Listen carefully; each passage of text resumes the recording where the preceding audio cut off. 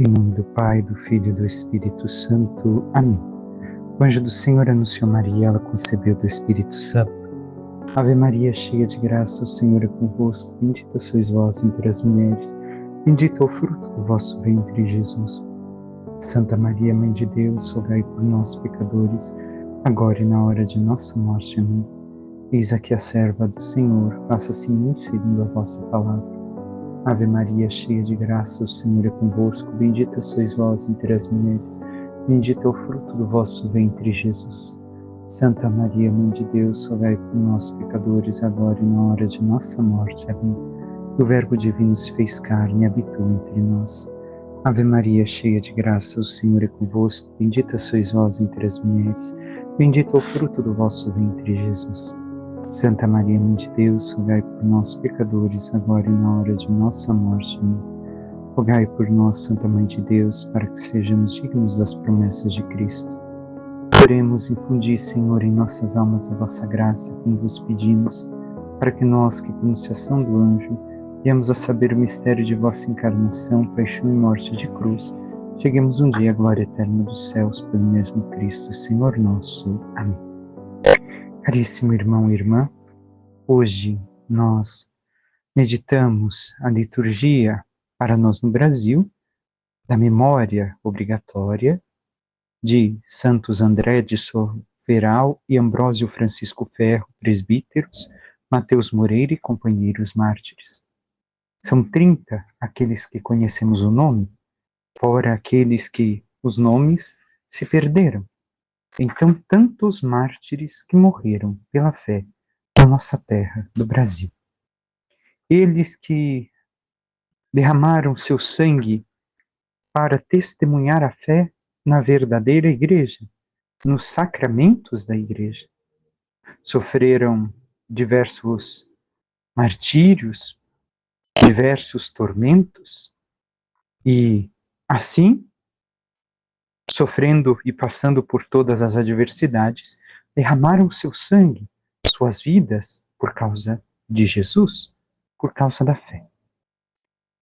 Recordemos a terra daqueles invasores estava tomada pelos calvinistas, a reforma calvinista, por assim dizer. Mais do que reforma, era uma rebeldia contra a igreja e contra os sacramentos. E assim, invadindo, perseguiram os católicos que ali estavam. E, perseguindo estes mesmos católicos, os condenaram à morte com diversas torturas, seja cortando suas línguas, seus braços, suas pernas, cortando crianças ao meio. Muitos falam erroneamente que a igreja fez muita perseguição na era medieval, porém se esquecem que também a igreja sofreu muito mais perseguição na era protestante, ao ponto de que Roma chegou a ser invadida, roubada completamente a Basílica Vaticana e mortos até mesmo os guardas suíços, restando algum. E isso também ocorreu em nossas terras, como vemos, com a vinda dos holandeses calvinistas para cá, tentando entrar no Rio Grande do Norte. E eles deram o seu sangue, derramaram o seu sangue, com a certeza que só na Igreja Católica tem os meios sobrenaturais necessários para se alcançar a salvação. As outras formas, aqueles que não conheceram a fé, não sabemos. Mas Deus deixou os meios necessários para a salvação na sua igreja, coisa que os protestantes rejeitaram, os sacramentos. E nós damos o mesmo testemunho de fé pela nossa igreja, mesmo que não derramemos o nosso sangue, mas derramamos o nosso sofrimento por causa de Cristo, por causa da fé.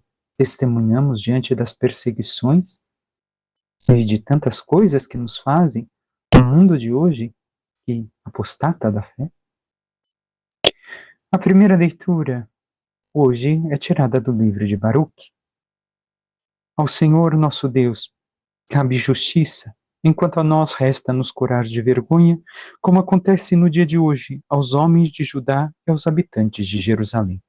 aos nossos reis, nossos príncipes e sacerdotes, aos nossos profetas e nossos antepassados. Pois pecamos diante do Senhor e lhe desobedecemos, e não ouvimos a voz do Senhor nosso Deus, que nos exortava a viver de acordo com os mandamentos que ele pôs sob os nossos olhos. Este primeiro trecho nos mostra o quê? Mostra o povo de Israel reconhecendo o seu pecado. E qual é o pecado? Que é também o nosso pecado. Todos os nossos pecados estão, por assim dizer, enraizados neste. Esta é também a raiz do pecado. O querer servir a si mesmo. O abandonar a Deus, a sua palavra, aos seus ensinamentos, para servirmos a nós mesmos. Aqui está o pecado. E o povo, na leitura, como vemos, reconhece que pecou desobedecendo ao Senhor, não ouviu a sua voz, não seguiu os seus mandamentos, para servir a sua vontade. Estavam bem, e agora o texto vai seguir recordando a história. Estavam bem, Deus fez grandes obras, porém, no meio de tudo aquilo que era pura bondade e graça de Deus em suas vidas, onde se encontravam em um bem-estar, abandonaram o Senhor para servir a si mesmos. E isso está presente também em nossas vidas. Quantas vezes, irmão e irmã, nós também fazemos o mesmo? Queremos nos servir, queremos o nosso bem-estar. Deus nos concede tantas graças. Enquanto estamos sofrendo, buscamos ser agradáveis ao Senhor. E quando o Senhor nos concede a bonança, nós buscamos servir a nós mesmos. Esquecemos dele. Não seguimos mais aquilo que seguimos, porque para que fazer isso agora? Agora estou bem. Será que estamos assim como o povo de Israel? As consequências são trágicas, se assim vivemos. Continua a leitura então. Desde o dia em que o Senhor tirou nossos pais do Egito até hoje, temos sido desobedientes ao Senhor nosso Deus. Procedemos inconsideradamente, deixando de ouvir sua voz. Por isso, persegue-nos as calamidades e a maldição, que o Senhor nos lançou por meio de Moisés, seu servo, no dia em que tirou nossos pais do Egito, para nos dar uma terra que mana leite e mel, como de fato é hoje. Mas não escutamos a voz do Senhor nosso Deus, como vem nas palavras dos profetas que ele nos enviou, e entregamo-nos cada qual às inclinações do perverso coração, para servir outros deuses e praticar o mal aos olhos do Senhor nosso Deus. Vemos então o reconhecimento de todo o bem que o Senhor fez, como dissemos. Porém, o que acontece? Sofreram as calamidades e a maldição. Deus amaldiçoou o povo? Não. Somente que Moisés recordava que o Senhor era um Deus ciumento. E não é que Deus tenha ciúmes. Ciúmes é um sentimento meramente humano. Mas a questão é que se Deus é santo, é separado para nós, nós também devemos de nos separar para Ele. Isto é a santidade, a palavra no original. Então, se nós deixamos de ser separados para o Senhor, queremos servir a nós mesmos e as nossas idolatrias, aos ídolos quais eles sejam em nossas vidas, nós sofreremos as consequências, porque deixamos de ser única e exclusivamente do Senhor nosso Deus. É como duas crianças brigando por uma folha de papel. Talvez já vimos isso, ou ainda por um brinquedo que é fácil de ser destruído.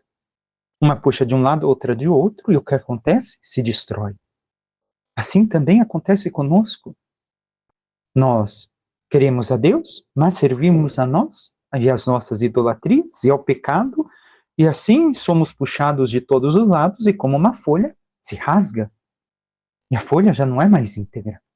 E a folha já não é mais inteira. Ela sofre, se tivesse sentimentos, as consequências disso. Nós também estamos assim, irmão e irmã. Indo para um lado, para o outro, de nossos sentimentos, de nossas paixões, do mundanismo, e assim sucessivamente? Salmo 78, 79 nos diz: por vosso nome e vossa glória, libertai-nos, ó Senhor. E esse é o pedido de libertação que nós também devemos de fazer para nós, pedindo ao Senhor que nos liberte, nos ajude, como encerra o Salmo hoje. Ajudai-nos, nosso Deus e Salvador, por vosso nome e vossa glória libertai-nos, por vosso nome perdoai nossos pecados. Mas quanto recorremos ao Senhor, quantas vezes o fazemos? O fazemos de coração sincero, buscamos este auxílio, como ainda ontem falávamos, o auxílio do anjo da guarda, buscamos este auxílio do Senhor para que nos ajude a sermos verdadeiramente para Ele. E por fim o Evangelho de São Lucas que nos diz: naquele tempo disse Jesus: ai de ti, Corazim, ai de ti, Betsaida, porque se em Tiro e Sidônia tivessem sido realizados os milagres que foram feitos no vosso meio, há muito tempo teriam feito penitência, vestindo-se de cilício e sentando-se sobre cinzas. Pois bem, no dia do julgamento, Tiro e Sidônia terão uma sentença menos dura do que vós. Ai de ti, Cafarnaum, serás elevada até o céu? Não, tu serás atirada no inferno. Quem vos escuta, a mim escuta, e quem vos rejeita, a mim despreza. Mas quem me rejeita, rejeita aquele que me enviou. Palavra da salvação, glória a vós, Senhor. Caríssimo irmão e irmã, já tivemos a oportunidade de meditar mais longamente este texto em um domingo, mas hoje o que podemos ainda tirar para nossas vidas? Corazim Betsaida, o Senhor passou por ali realizando suas obras, seus milagres, anunciando o Evangelho. E escutando esta palavra, o que fizeram? Estamos, em certo modo, consonantes com a primeira leitura. Por quê? Porque aqui vemos que, por causa do bem-estar que Jesus lhes causou, permaneceram no erro. Escutaram suas palavras, se sentiram comovidos com o que Jesus fazia, inspirados, porém bastou o Senhor se retirar de sua terra e prosseguir com a sua evangelização em outros povos e voltaram ao que eram antes. E o Senhor diz o quê? Tiro e Sidônia, duas cidades que estavam ao limiar do paganismo. E ali ele não pôde chegar e anunciar o Evangelho. E fala que se ele tivesse ido ali, eles, os pagãos, teriam feito penitência, teriam se vestido de cilício, colocado cinzas, ou seja, demonstrado que eram pó, que não eram nada, reconhecido o seu nada, feito jejum, e teriam buscado a sua conversão para se entregar verdadeiramente a Deus. E assim temos feito nós, porque nós somos hoje Corazim, Betsaida, Cafarnaum. Nós somos estas cidades, enquanto povo, enquanto cristãos católicos, mas também enquanto pessoas, aqueles que acolhem as palavras do Senhor. Mas o que elas têm feito em nós? Tem nos ajudado à conversão? E depois fala de Cafarnaum, serás elevado ao céu? Recordemos Cafarnaum, a casa, ali estava a casa de Pedro, onde Jesus realizou muitos milagres, muitas pregações. O que aconteceu em Cafarnaum? Se converteram? Mudaram sua vida? Seguiram os ensinamentos do Senhor? Não, permaneceram nas suas vidas. Todas estas cidades não quiseram, de certo modo, um Salvador. Se negaram a receber o Salvador. E Jesus faz a advertência a nós também. Jesus se demonstra assim no Evangelho de hoje, neste modo, com uma certa indignação. As outras cidades teriam aceitado Jesus, teriam aceitado ele como Salvador, do modo que ele oferecia a salvação. Mas estes povos parecem dizer: salva-nos, Senhor.